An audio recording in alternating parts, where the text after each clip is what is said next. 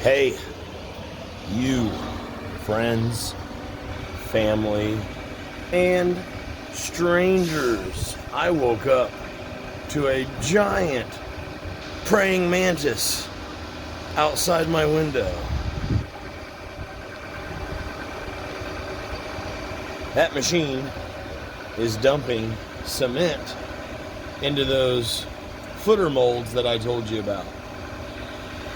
Isn't that exciting?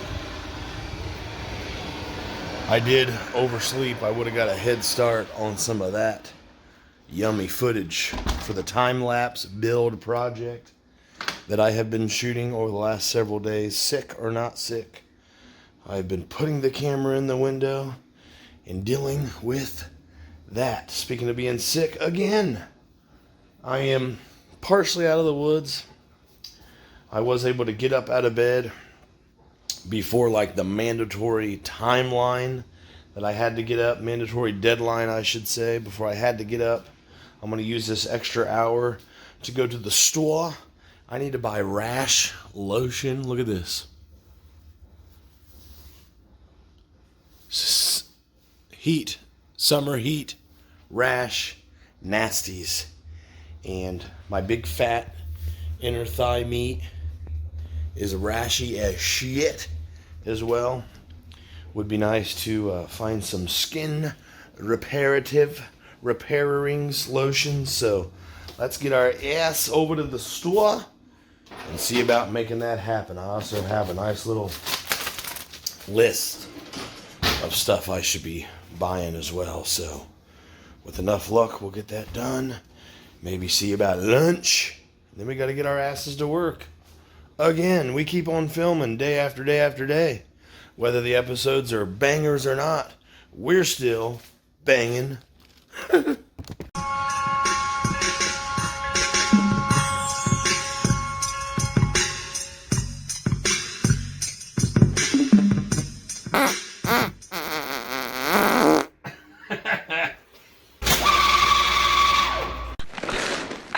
a loser. But before we do that,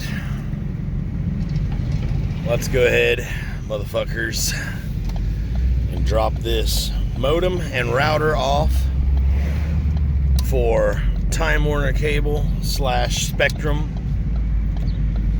If you don't know who Time Warner Cable is, that's because they changed their name to Spectrum. And at the time, their customer service was so insanely poor, I could not find a single human on earth that didn't hate their guts. Then by magic, their name was changed. Same company. I used to have so many problems with them still. The only reason I'm a customer with them now and was at the house is because they're the only one you can have as an internet provider. And with the apartments, they're still the only place you can have because the apartments have a contract with them. Motherfucker. Whew! Feels good to have that equipment dropped off. Headed back to the old Spectrum, right outside of the UPS store where you have to drop that shit off at. There was the stop bullying end hate table. And on my way out, she goes, before you head out, we're doing a campaign to blah. And I just kept right on a walking, baby. Didn't even give a look. Didn't even give an acknowledgement.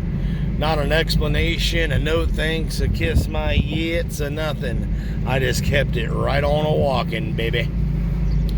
Nothing makes me angrier than when someone tries to pull you into their bullshit. It's like, you mean just because I woke up this morning, I have to get caught up in your world? Nah. Alright. Look. Got my fucking hydrocortisone cream. That's for my neck. Look at this fucking rashy ass bullshit, dude. This is fucking, look at that. This is fucking neck rub. And look, I got them since 1901 or some shit. Trusted, true, tried, and trusted Eucrids. Euclids, Uncker's cream, intensive repair, not light but rich. And I like to think myself as being going to be rich someday. So I bought this This is for putting under your, in between your balls and your legs, that whole area up in there, that whole region. Even got me a little ham sandwich to wash it down, but he didn't quite make the transit process. It's pretty much ate already. And then look, the only reason I got into this mess is because I'm a fucking monster, dude. That's why I drink it, dude. Monsters. All right, let's get on this Chinese food and take a shower and put on some ball cream and head to work.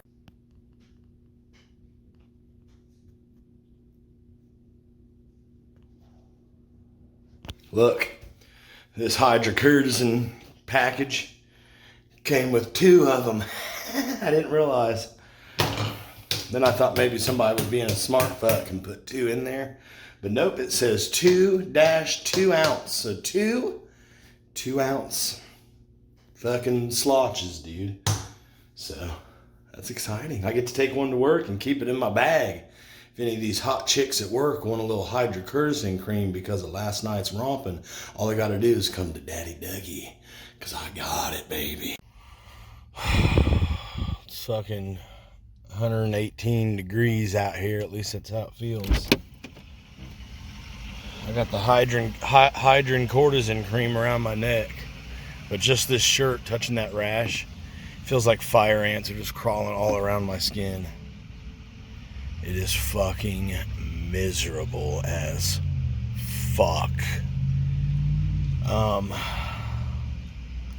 Only thing to do now is head on into the sheets, get a couple Red Bulls and a giant water. I might pour that water over my head, just slowly. The colder the better, baby.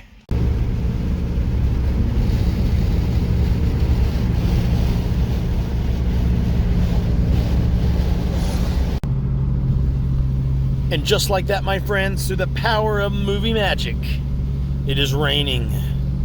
The heat lightning is crazy and it is dark out. I'm going to saunter down this road about 45 mph, despite the car behind me coming up. I hope this driver is okay with easing back and or passing one of the 3. Friends, after work tonight, I and several co-workers made our way to the exit, and when we looked out the front of the building, we did not see what you're seeing right now. We saw torrential downpour with high wind, tons of lightning, loud thunder. The most difficult part about going outside would have been the rain, because it was a flood wall. It was like there was a waterfall placed over the front door of the shop tonight. And myself and about 30 others stayed right inside that little room between the turnstile and the outside front door of the building. It was very hot in there. But watching it storm and rage outside, and watching the few people who would actually come down the stairs and then go out into that rain was quite amusing. Some people even said, "Get out of my way, I want to go home." And I thought, how can you go home in this? How would you even be able to see? It was crazy rain. And I was very comfortable just waiting it out, and it really wasn't that long. I've lived in Ohio my whole life, so I can tell you from damn near 40 years of experience, if you don't like the weather, just wait 5 minutes. And it was actually about 20 to 25 minutes before I was ready to walk out to my car. And but by then, I didn't get wet at all. You could barely feel a sprinkle or a mist or anything. It went from all the rage down to no rage at all. I hope when I get home there is still heat lightning going around the clouds. Heat lightning is just what I call lightning that doesn't touch. I don't know if heat lightning is specific to a type of lightning within the lightning that doesn't touch, or if all non-contact lightning is heat lightning. I'm not sure, but anyway, it would be fun to get some shots of that from the balcony tonight. So that was a fun little memory. Saw some people and talked to them that I haven't worked with in a while, and we were all comparing our Weather Channel app on our phone, seeing that red cell over our head passing, trying to calculate a good time to boogie out to the car. For those who went out to their car during that insane downpour, got to drive home and are probably still driving home completely soaked, absolutely freezing as the water is drying off. I'm sure they have the heat cranked in their car, and yeah, that's miserable. I can tell you from experience tonight, it was very well worth the wait. We have made it out to the balcony. What if one day I came home from work, excuse you, and I opened my door to step out onto the balcony, and standing right here was the Mothman, looking out, contemplating where he will fly to next, or what creepy ass things Mothman does. And we startle each other, and then I am forever terrified to step out onto my balcony from that day forward. Would that be the coolest thing that ever happened? Or would that be the most terrifying thing that I wish never happened? Probably combo of both. But look, the rain, the storm is gone. It's cold, wet, everything's clicking and bubbling because of the rain still coming off of the roof. On all these buildings, you can hear it all around. Just listen.